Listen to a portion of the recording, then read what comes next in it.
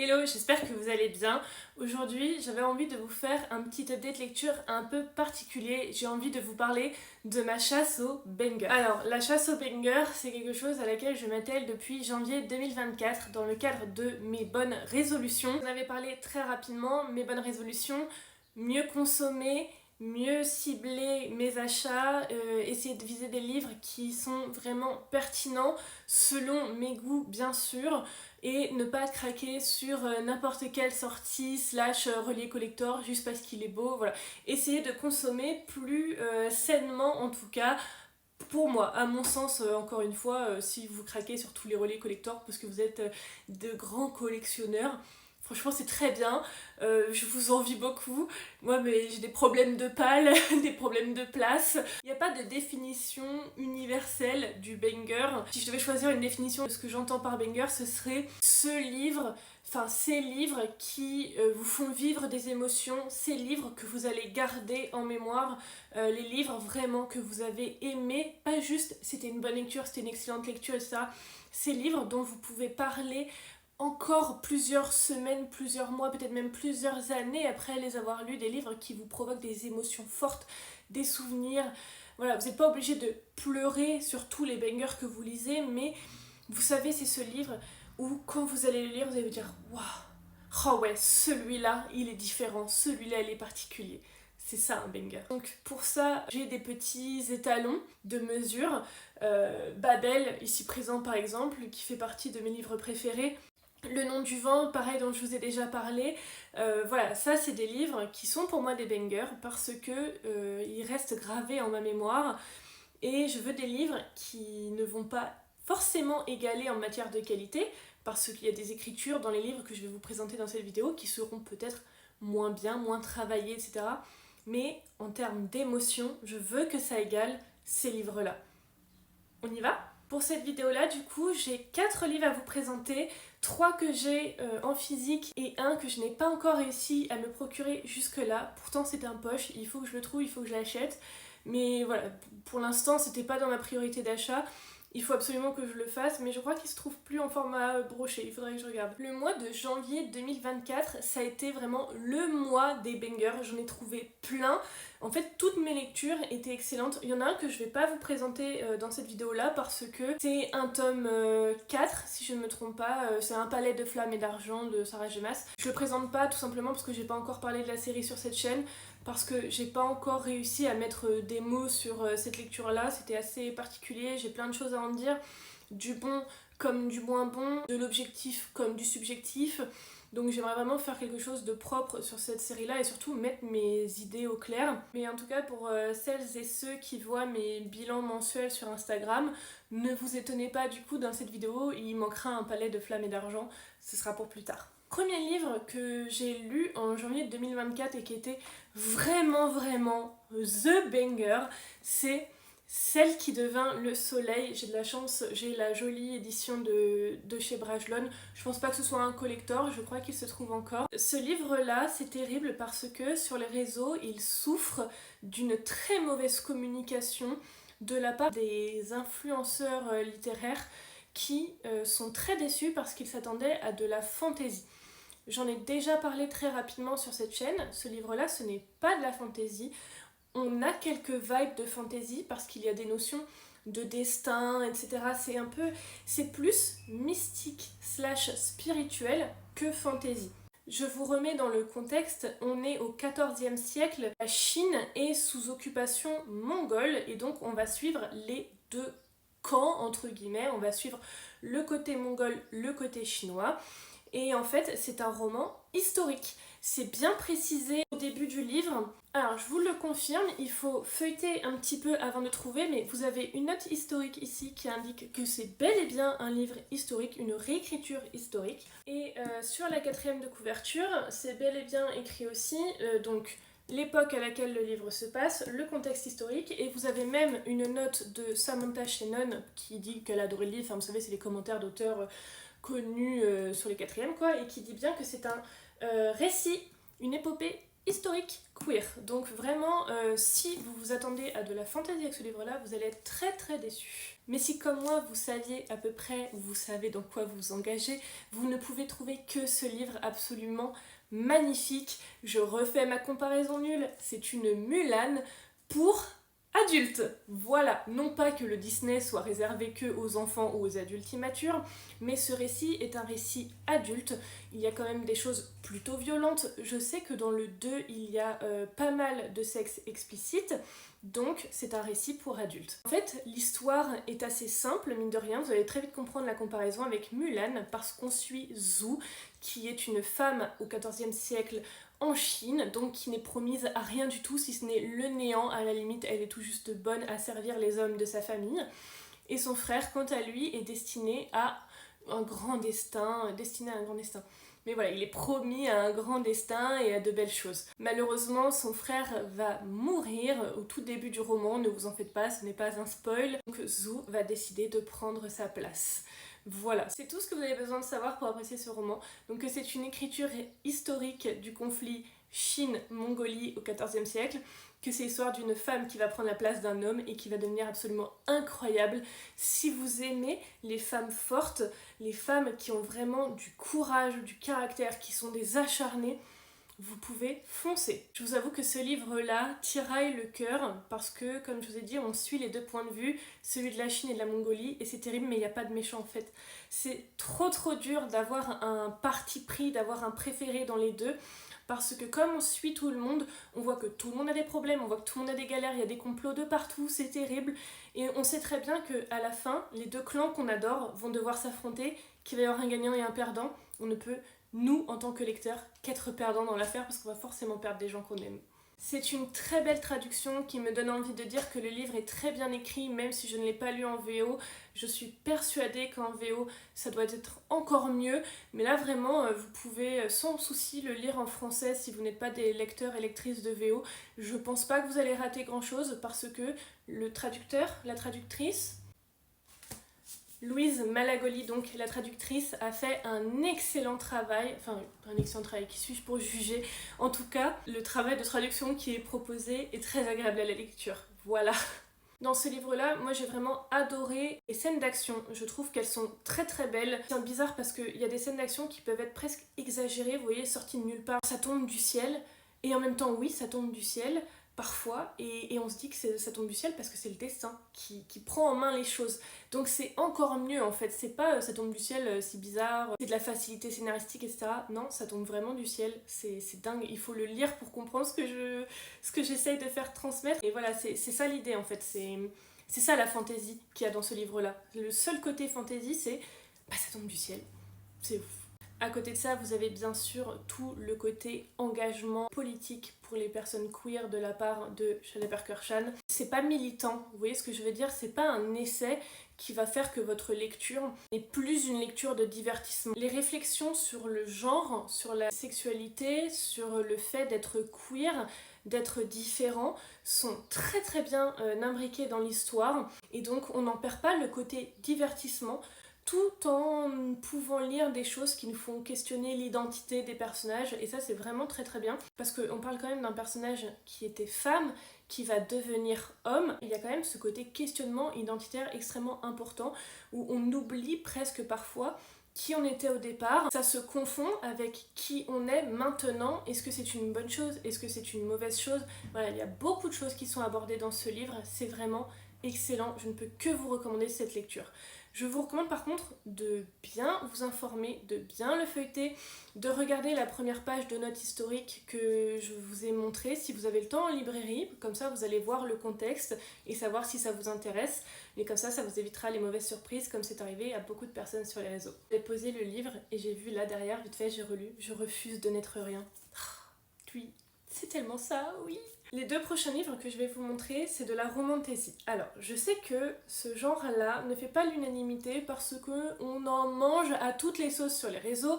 L'overdose commence à se faire sentir, mais j'avoue, c'est un peu mon péché mignon aussi. J'aime bien m'en faire une ou deux de temps en temps. Voilà. Et comme tout le monde, des fois il y a des titres dont on parle tout le temps, qui reviennent, etc. Et ça me les fait acheter et ça me les fait lire. Parfois pour le pire, parfois pour le meilleur. Et du coup, je vais quand même vous parler d'un livre dans cette vidéo que vous avez vu absolument partout. Oui, je vais parler de Fourth Wing. Alors, Fourth Wing, comment vous dire que j'étais gavée par tout le tapage médiatique autour de ce livre. Il y a tout et n'importe quoi dessus. Comme quoi il est extrêmement nul, comme quoi il est très très bien. Écoutez, mon avis est simple, pour moi il fait partie des bangers, il est très très bien si on sait ce qu'on veut lire. Pour moi, ce livre-là, il est excellent pour les personnes qui recherchent de la romantasy, qui savent donc qu'elles vont faire passer la romance au premier plan comparé à l'histoire. C'est un parti pris qu'il faut assumer. C'était le mien au moment où j'ai acheté le livre. Je me suis dit, ok, j'ai envie de ça, j'ai envie d'une romantasy, même si c'est cliché, même si c'est du déjà vu. C'est ce pourquoi je paye ce livre. Donc moi, je ne pouvais pas être déçue par le côté trop prenant de la romance, comme certaines personnes ont pu l'être sur les réseaux. J'ai regardé de quoi parlait le livre, j'ai vu que c'était hyper romance, et ben j'ai signé pour ça. Donc, c'était très bien. Dans ce livre-là, c'est simple, il y a tout ce que les fans de romantasy peuvent demander. Rebecca Yarros, elle s'est pas embêtée, elle a tout mis dans le même livre, comme ça on est sûr qu'on a ce qu'il nous faut. Mais encore une fois, il faut savoir dans quoi on s'engage. C'est une romantasy à base d'enemies to lovers, avec le dark bad boy qui maîtrise les ombres, blablabla. La jeune fille badass, quoique au début elle est pas si badass que ça, elle est un peu fragile, etc. Mais qui va devenir badass, trop stylé, blablabla. Du dragon, en vois-tu, en voilà. Le groupe de potes, voilà. C'est cliché, c'est peut-être du déjà vu, mais dans son domaine, je le trouve vraiment excellent, moi. J'ai vraiment adoré et ça me rassure de voir que les personnes qui sont d'accord avec mon avis sur le sujet, c'est des personnes qui savaient ce qu'elles achetaient et qui savaient dans quoi elles s'engageaient. Les personnes qui l'ont aimé, c'est des personnes qui se sont dit à ce moment-là, j'ai envie de ça. Donc elles ne sont pas déçues. Il y a des personnes que je connais à qui je ne le recommanderais pas du tout. Voilà, il y a un collègue de travail qui m'a demandé si il pouvait le lire parce qu'il adore les dragons, il déteste la romance. Moi je lui ai dit bah surtout pas. Enfin non, non, tu vas pas aimer du tout. Il dit oui mais c'est hyper hypé et tout. Oui mais ça sert à rien en fait, tu vas pas aimer, c'est principalement de la romance. Donc Fourth Wing, absolument excellent. Ça fait partie des rares livres qui m'ont fait pleurer. Bah, c'est le 3e livre qui m'a fait pleurer. Mais quand je vous dis pleurer, c'est vraiment pleurer. J'en ai taché mon oreiller blanc de mascara. C'est terrible. J'étais au bout de ma vie. C'était incroyable. Les combats aériens de dragons.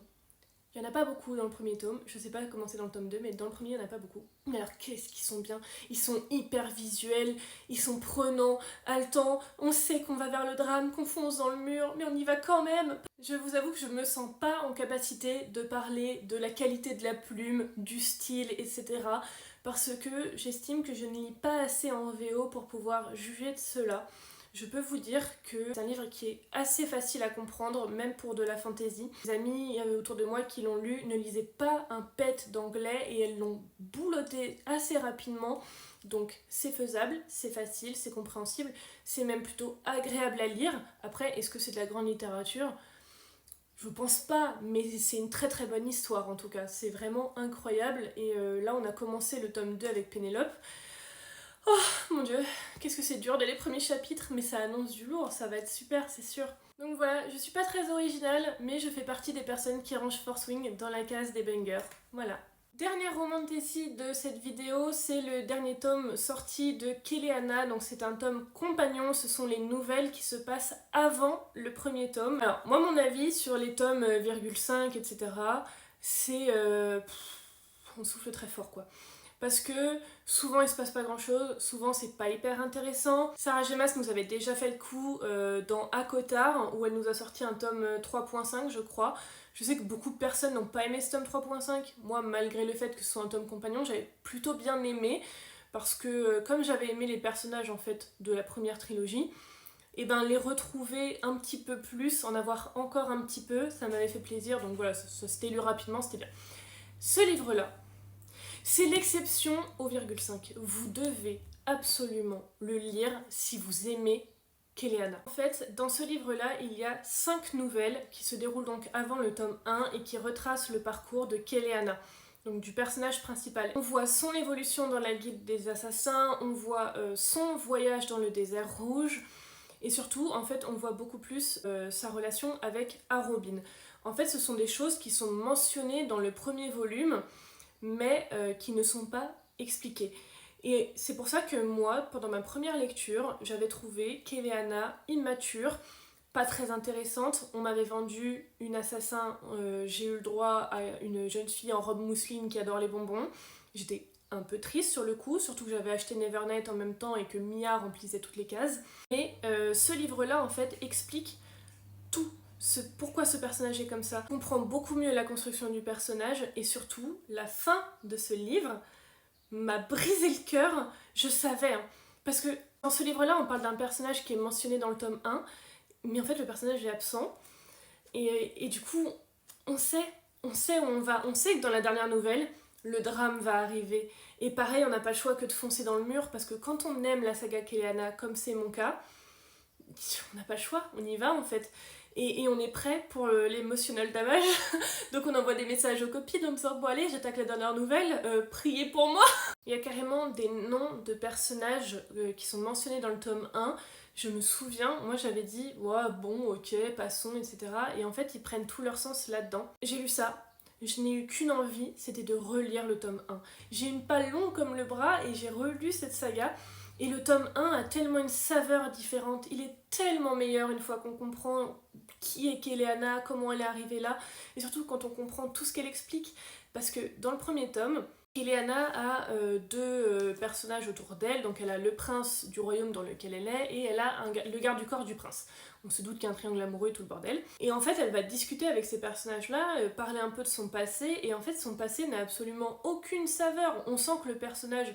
Voilà, il est brisé, il est triste, il est malheureux, mais c'est tout. C'est un personnage brisé, triste et malheureux parmi tant d'autres. Alors qu'avec ça, quand elle a recommencé à parler de ces personnages-là, quand elle a recommencé à mentionner le nom de Wesley, pour ceux qui ont lu, quand elle a parlé de Wesley, quand vous avez lu le tome 1, ça vous a fait quelque chose Wesley? Est-ce que vous vous souvenez même de qui c'est ce personnage? Non, tout le monde s'en foutait de lui.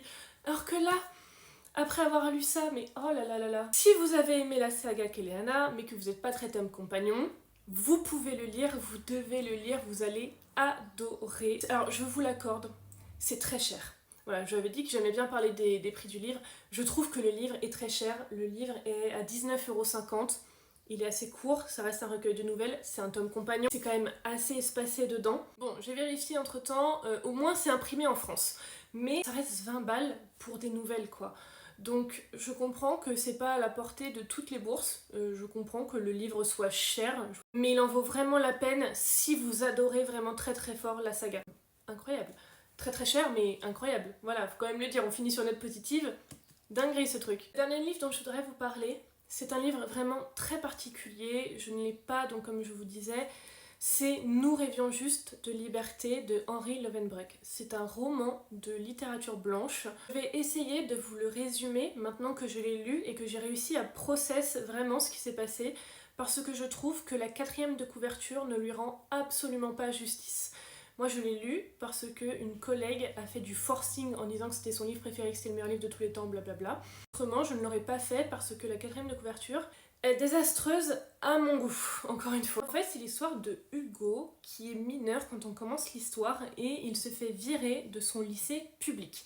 Il va être transféré dans un lycée privé catholique et il faut savoir qu'Hugo, c'est un enfant défavorisé.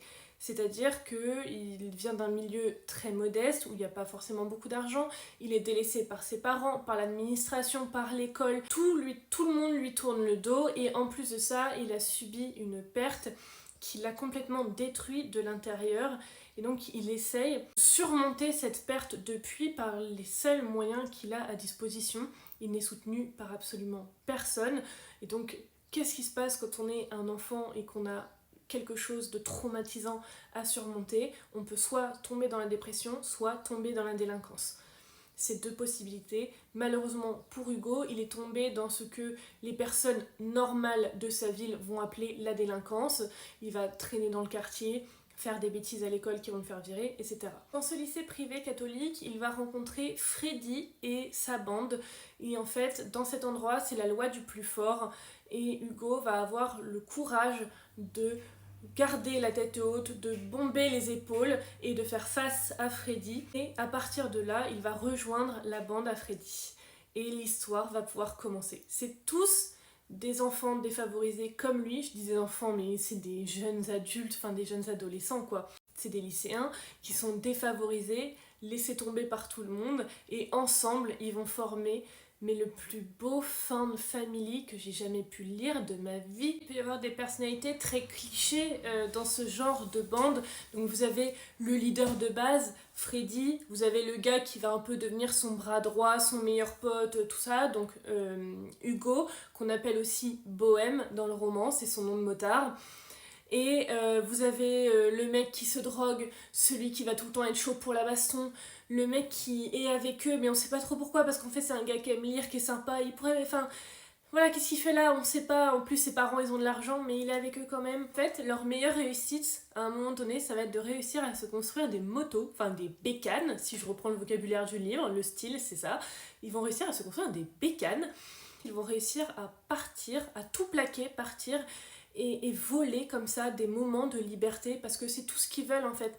Ils se font lyncher par tout le monde et même quand ils essayent de faire des choses bien, par exemple, je sais pas, casser la figure à des gens qui agressent des jeunes filles, ça va quand même être ces délinquants qui frappent, qui se battent, à qui on peut pas faire confiance. Vous voyez, c'est ce genre d'enfants-là. Donc en fait, ils vont réussir à voler comme ça des moments de liberté. Leur meilleur moment, ça va être quand ils vont sentir le vent frapper sur leur visage parce qu'ils savent que tout est derrière eux et que tout s'offre à eux. Ils n'ont que la route, les arbres et le vent devant eux et ça va être ça le meilleur quoi. Et donc forcément il va y avoir des dérapages parce que comme je vous l'ai dit il y a des affaires de drogue, des affaires de disputes. On est en train de parler de motards, on est aux États-Unis à cette époque-là, donc années 80-90 je crois. C'est les années de gangs de motards, donc il y a des règles, c'est pas toujours très joli, il y a de la violence, etc. Il faut s'adapter à tout ça, mais il y a aussi de la belle solidarité entre motards. Et je vous dis, c'est le plus beau found family que vous pouvez lire. Parce que oui, il y a du found family en dehors de la fantasy, et celui-ci est le plus beau de tous.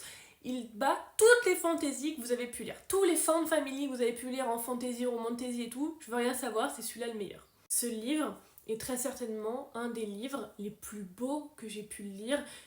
Excellemment bien écrit, tout est parfait, les personnages, l'ambiance, l'espèce de suspense qu'il peut y avoir parfois, le drame, tout est sublime. Vous avez dit que c'est une histoire de gang de motards, est-ce que ça vous aurait interpellé?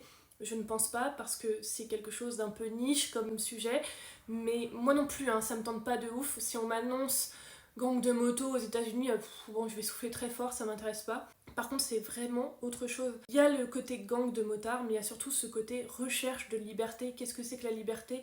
Et surtout ce côté drame. Ce livre, c'est un drame absolument sublime de jeunes personnes qui tentent de s'en sortir par leurs propres moyens, qui vont essayer de vivre en fait. Et vraiment, c'est extrêmement difficile de trouver les mots à mettre sur une lecture aussi touchante, aussi poignante. C'est super bien écrit, c'est à la fois violent, poétique, c'est sublime. Comme je vous disais, le résumé ne lui rend absolument pas justice. Je vous invite à me faire confiance sur parole et à lire ce livre. Je le dis rarement, vous le savez, quand j'ai travaillé en librairie, mon conseil préféré c'était posez-vous 2 minutes, feuilletez les premières pages, lisez les premières lignes pour être sûr que ça vous plaît, etc. Je vous invite, pour très certainement la seule fois de cette chaîne, à me faire confiance sur parole et aveuglément. Je vous invite à lire ce livre parce que ce livre est absolument sublime, je n'arrête pas de le répéter. Surtout, il va vous marquer. Je ne vois pas comment c'est possible autrement. L'audio est magnifique, il est disponible sur Audible, il est très très bien narré, je ne sais plus qui l'a fait, je peux vous mettre ça en barre d'infos si ça vous intéresse, mais voilà, moi j'ai fait une partie livre, une partie audio. Quand je suis arrivée à la fin, déjà émotionnellement, je vous avoue, j'étais pas bien. J'ai réussi à pas pleurer, mais je sais que toutes les personnes autour de moi qui ont lu ce livre ont pleuré. Mais bon, apparemment j'ai un cœur de pierre. J'ai réussi à pas trop pleurer, même si c'était chaud, je vous avoue, des fois. Et la fin, vraiment, ça fait partie des seules fins que j'ai lues 2-3 fois pour être sûre que la PLS était au rendez-vous. La fin, elle est terrible, elle est... Mon Dieu. elle va peut-être pas vous faire pleurer toutes les larmes de votre corps, c'est peut-être pas le gros drama, mais c'est dramatique, et en fait, c'est fatal, il n'y a rien qu'on puisse faire, enfin voilà, c'est à la fois terrible, à la fois merveilleux. Je repense au voyage de Bohème sur sa moto, à ses convictions qu'il va défendre jusqu'au bout, à ses rêves, voilà, je pense que Bohème est un des plus beaux personnages de littérature que j'ai pu lire. Ce livre est sublime. Pour moi, c'est un ovni dans la littérature tellement il est beau. Vraiment. Je n'ai trouvé aucun défaut. Pour moi, c'est le livre parfait. C'est dingue, hein, mais j'ai trouvé le livre parfait. Ça fait tellement du bien. Je sais pas comment je vais faire maintenant pour apprécier un livre de littérature blanche. Donc voilà, maintenant vous le savez, votre prochaine mission c'est soit de le trouver d'occasion en poche, soit de l'acheter en poche, parce que vous savez que quand je vous dis qu'il faut faire confiance, il faut y aller, soit de le trouver en médiathèque, bibliothèque, mais vous savez que votre prochaine mission c'est de lire cette dinguerie. Quand vous avez une semaine de vacances, quand vous avez un long week-end et tout ça, franchement, dégommez-le. Vous me remercierez, c'est sûr. Voilà, c'est tout pour cette vidéo sur les bangers. Je finis sur une énorme propagande. J'ai essayé d'insister le plus possible pour vous inciter à découvrir, je pense, le meilleur livre de cette sélection. Un peu de littérature blanche, ça change. J'ai envie de parler un petit peu plus de littérature parce que je vous avoue qu'au début de mon compte Instagram, je parlais pas trop de fantasy. Je parlais surtout de littérature blanche, de livres de philo et tout ça, donc si ça peut vous intéresser, n'hésitez pas à me dire, je vous parlerai de ces livres de littérature que j'ai lus. Il y en a des excellents, il y en a des un peu moins bons, il y a du connu, du pas connu, enfin voilà, si vous voulez parler littérature blanche, c'est tout à fait possible. J'espère que cette vidéo vous a plu, j'espère que ma petite sélection a pu vous intéresser. En tout cas, n'hésitez pas à me dire en commentaire quels sont vos bangers à vous, selon les critères que j'ai établis en début de vidéo assez rapidement. Donc en gros, des livres qui sont très marquants, impactants, des livres que vous allez vouloir absolument garder dans vos bibliothèques, qui vont vous faire ressentir beaucoup d'émotions. Voilà, si vous avez d'autres critères de banger, n'hésitez pas. Si pour vous, par exemple, la couverture est un critère, c'est possible. L'esthétique du livre, après tout, on paye pour, donc pourquoi pas. N'hésitez pas à me dire tout ça. En tout cas, moi, je vous remercie de m'avoir écouté et on se retrouve pour la prochaine vidéo mercredi. Des bisous, bye. Again, you're calling your name to kiss me. We'll talk for hours and light on the bed.